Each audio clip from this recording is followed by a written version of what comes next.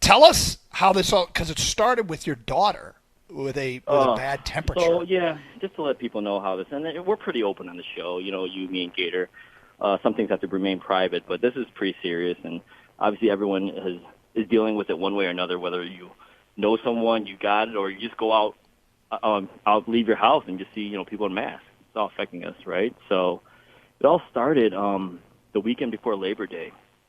That Thursday, I came home from work, and my daughter had a fever.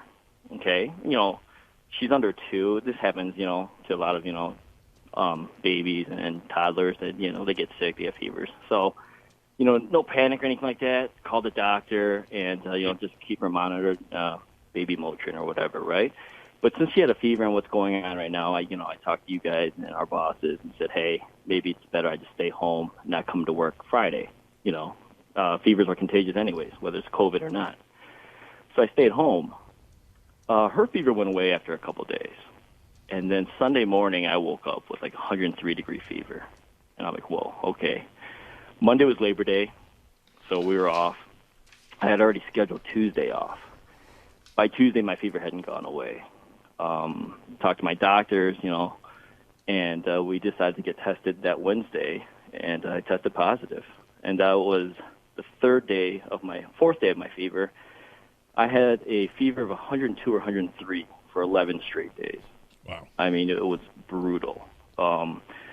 Physically, obviously, it was bad, but mentally, guys, it was getting to me. And you guys know, you guys were texting me, you, Gator, Evan, and sometimes I wouldn't respond because I'm talking, I hated giving you guys the same update every day. It's not getting better. I feel the same. And you start counting, like, what day am I on? When does this thing break, And what can I do? And it was, like I said, that was 11 straight days of a high-grade fever before it finally broke. I had pretty much every symptom except for vomiting. I'm talking body aches, headache, loss of appetite.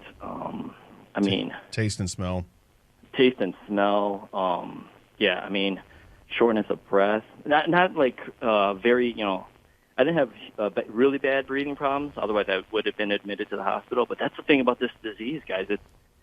The treatment is the same thing. I mean, we just saw what happened with the president. I mean, I know he got some steroid stuff and some experimental cocktail or whatever. But other than that, vitamin D, zinc, melatonin, rest, Tylenol fluids. I quarantined for my family in a guest room, and you go crazy. You can't sleep. You're fatigued. It was honestly, we've all been sick before. I've never been this sick for this long. It was brutal. And not just for me, but my family too, So having to deal with it. You said you had to quarantine. So you were, were you able to see your daughter at all during that time? So she broke her fever right before me, and then I got it. So first we're like, did I just get a fever from her? That's why, and plus you do want to wait to get tested. I think there's like a sweet spot of 3, 4, 5 days after exposure, so you don't get like a false negative. So she was fine after that. But I didn't know what was going on, so I stayed away from my wife and my baby. Okay, quarantined in a room. After a week or so, my wife started having some cold-like symptoms, and so she decided to get tested. She tested positive. Now, this is a crazy thing. Like, listen, we all know, we should know by now, everyone's going to react differently to COVID. Some are asymptomatic, right? They don't even know they have it. They could go around spreading it, have no clue. Other people, unfortunately, pass away from this, right? I feel like, the majority of us are going to get sick, just to how degree. And that's where I fell in, I think. So what happened was, once we found out she tested positive, Gator, she's like, listen, I'm already positive. I think you can leave the room if you want. If I had left the room for anything to go to the bathroom, I would wear a mask. But at that point, we kind of just, it's in the house. Right, no one was allowed over. Sure. Yeah. So she actually did okay. She had a couple of days of chills, but she was much better than me. I was the worst. And my baby, knock on wood, had been fine ever since. That's great. Well, it's scary, and I will say, yes, texting you at one point, it became clear that you were not yourself, because we kept checking in, we kept looking for updates, we kept looking for good news, it took a long time. You will not be back to work. We're hoping Monday because you had to test negative, Yeah, it and doesn't. then Yeah, and then we want company to wait policy sit out. Was it a week or 2 weeks after you test 2 negative? weeks, 14 days. Two. Yeah, another Yeah. 14 after I tested negative. So I did test negative, by the way, over a week ago. So the goal is, you're right. The goal is for me to come back Monday, October 12th. That'd be more than 14 days since my negative test. I feel better. I was a little fatigued every now and then, but I mean, who knows? That's another scary thing about this, virus is we don't really know the long-term effects since it's so new. This isn't the flu, okay? If this is the flu, guys, I've had the flu before, okay? If this is the flu, this is like the flu of Barry Bonds was in Pittsburgh. This is like the flu on steroids. This is Barry Bonds in San Francisco, okay? Big bulbous head, like intentionally walking when the bases are loaded. This is like some kind of flu then, because I was wiped out. And more than just wiped out, did you guys ever have a fever for 11 straight days? No. I mean, No. you feel like your mind and your body is just like overheating every day, and there's no break. Tylenol and Motrin and all the other stuff they tell you to do, you're lucky if you get a break. I mean, at least I was, So you're right, Doug. Mentally, it was breaking me as well. How do your Yeah. how do your abs look? You got some good My abs abs? coming in. You lose some weight. I lost 10 pounds because of zero appetite. When my wife would force me to eat stuff, I mean, it tasted like nothing. So, I'm just trying to get fluids and get some food into me. But yeah, I mean, it was a rough go for a while. This is serious stuff. And listen, I wasn't hospitalized because basically you only get hospitalized if you have severe, like, some kind of breathing problems. You know what I mean? Yeah. I didn't have that. It was just like, hey, hopefully your body develops the antibodies at some point, and you break this fever, you start to recover.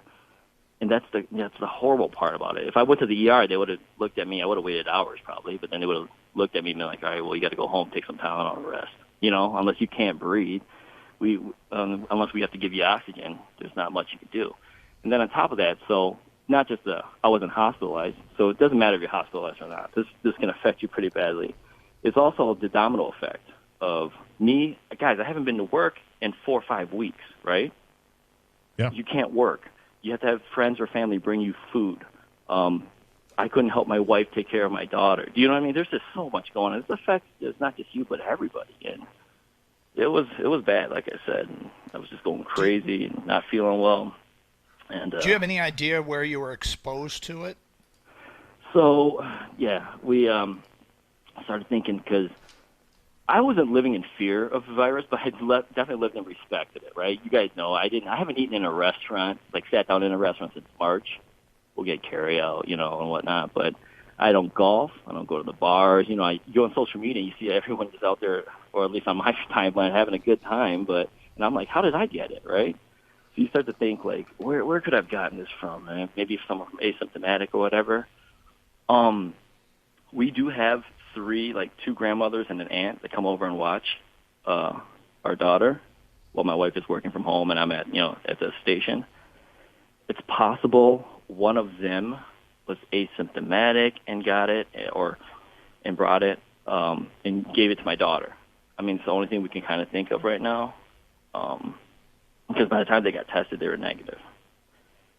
So, I'm not sure. Or it could have been when because I have gone out and got carry out. I did go to the grocery store and things like that. You just never know. I mean, I wear a mask everywhere I go. But that's the thing about this, I mean, you could be safe and still get it, and you could kind of live recklessly and not get it. But, you don't want to tempt fate, you know what I mean? So I'm not sure exactly, but that's the scary part, right? We certainly have missed you, and your absence has not gone unnoticed. Every day, are kind of had to tell, he's out this week, and I felt bad for Evan probably having to tell everyone. Yes, he'll be back sometime. Company policy, guys. Sorry for everyone that called. Well, people on Twitch have asked, ad nauseum on it, and I get it, and we couldn't say anything, and I think people understand that. But glad to hear you talking now, and glad to hear that you're gonna be able to hopefully come back on Monday, and you can. It's a tale. It's something that you can tell people about. That it's no joke, and it affected you severely, and this is one of the cases we kept talking about all summer long, right? I mean, you're a younger guy, you're in great shape, and you got it bad. You know, we're not bad enough to go to the hospital, but 11 days of a fever is no joke. No, absolutely not. And I'm still feeling the effects. Guys, I have not fully regained my taste or smell. We might have to start a new segment. If can Khang smell that along with the gator eat that? Because I want to smell something. I don't even care if it's horrific. Like, you know, I think Evan would really be into that, and he'd like to share a studio with again and ask you, can you smell that? Evan would have carte blanche on the farting. I wouldn't know the difference. The hot box behind the glass. Yeah. We'll get the open cut for Are You Going to Smell That? So Yeah. Well, we're glad you're feeling better. Certainly as happy that your daughter and wife are doing well as well. And we'll talk more about it next Monday when you're back in studio, and look forward to it. Yeah, I can't wait to be back. I miss talking to you guys, miss talking to listeners. But, it just kind of reaffirms. Sometimes it happens in everyone's life, maybe a few times, whatever, car accident, sickness, whatever. But listen, if you're not healthy, you can't help anybody. You can't help yourself. So health is the most important thing here. And just stay healthy, we'll get through everything else. You know what I mean? But if you're not healthy, you're not going to be able to do anything. And I wasn't able to do anything. I felt like I was letting my family down, let you guys down, So it was really bad for me. I don't wish that upon anybody. But yeah, you just never know. You said it, Gator. I'm in decent shape. I'm young. I don't have any other underlying conditions. So, and it got me good, man. And scary part is I don't know what the long-term effects are, so I'm hoping I'm okay long-term. All right. Well, just get back so you can fire Patricia, and we'll move on. Yeah. Yeah. And see the effect of Evan. Smell. No, the Quinn Whisperer cannot smell right now, no. Or taste. Evan's eating vegetables all week long, too, for his stupid shoot the boot bet. What? So, yeah. Yeah, I know. Yeah. Cauliflower. All right, buddy. He's really glad you're doing well. There, yeah, exactly. Yeah, he will. All right, buddy. We'll see you. We'll see you soon. I hope you're feeling better by the day. Thanks, guys, man. Miss you guys. All right, Khang. There he is, the update on Khang, Huynh, our producer, and doing much better after a month-long battle with COVID. And I know people have been asking. I'm glad to update you finally on what's been going on.